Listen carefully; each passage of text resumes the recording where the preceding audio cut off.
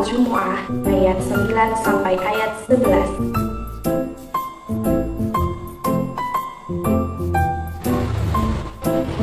Ayat 9 daripada surat Al-Jumu'ah ini berkenaan dengan seruan Allah Subhanahu wa Ta'ala kepada orang-orang yang beriman agar mendirikan sholat Jumat bagi yang mendengarkan seruan, yaitu adzan. Kalau diartikan secara sempit, maka yang wajib mendirikan sholat Jumat adalah yang mendengar adzan, sedangkan yang tidak mendengarnya maka tidak wajib. Terdengar atau tidaknya adzan, namun seruan itu telah ada langsung dari Allah Subhanahu wa Ta'ala melalui ayat ini. Apalagi sholat Jumat itu hanya satu kali dalam seminggu, sehingga bila hari Jumat sudah tiba, orang-orang yang merasa beriman dengan sendirinya harus mempersiapkan dirinya untuk melaksanakan sholat Jumat. Kalau sudah waktunya sholat Jumat, hendaklah segala macam kesibukan seperti jual beli, perniagaan, dan lain-lain segera ditinggalkan. Ini menunjukkan kerasnya perintah sholat Jumat bagi orang-orang yang beriman.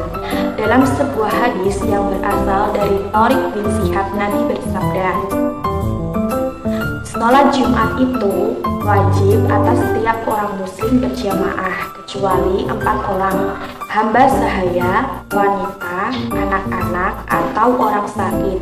Hadis riwayat Daud Al-Hakim.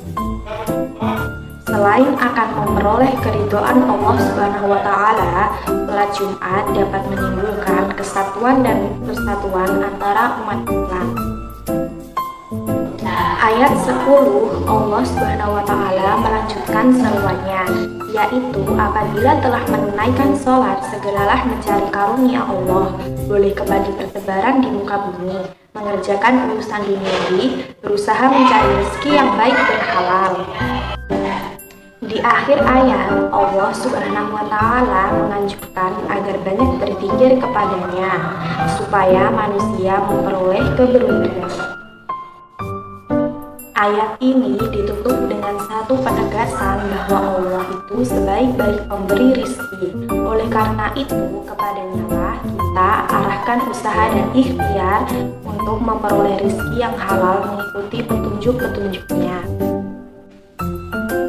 Selanjutnya, kita akan membahas Al-Quran Surah Al-Qasas ayat 77 yang berarti, dan carilah pada apa yang telah dianugerahkan Allah kepadamu kebahagiaan negeri akhirat, dan janganlah kamu melupakan bagianmu dari kenikmatan duniawi, dan berbuat baiklah kepada orang lain sebagaimana Allah telah berbuat baik kepadamu, dan janganlah kamu berbuat kerusakan di muka bumi.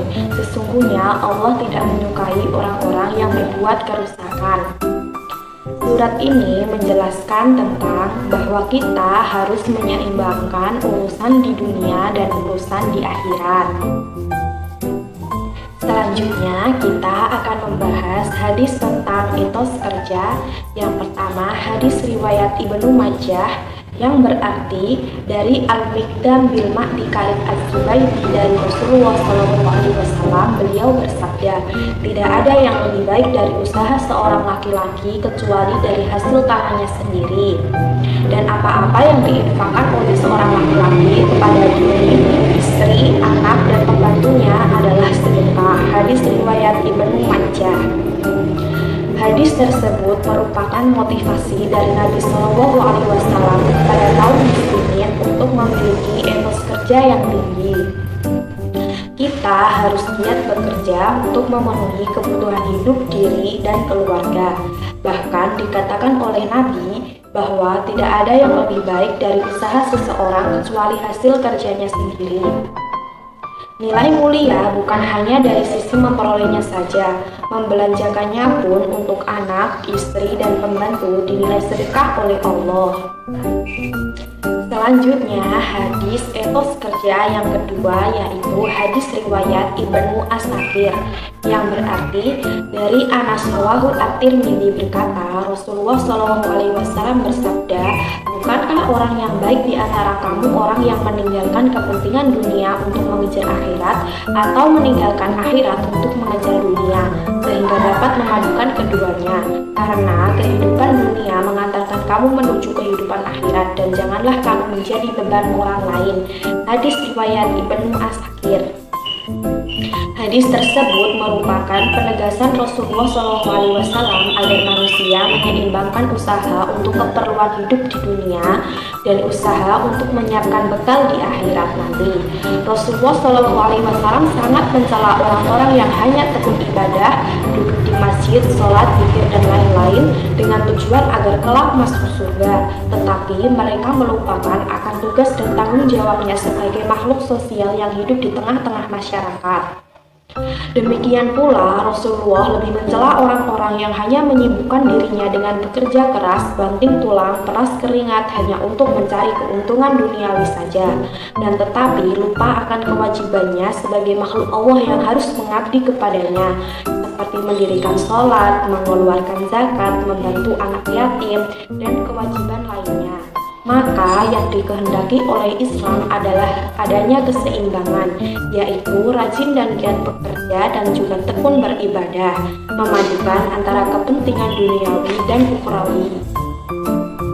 Demikian yang dapat saya sampaikan. Apabila ada kesalahan, saya mohon maaf yang sebesar-besarnya. Wassalamualaikum warahmatullahi wabarakatuh.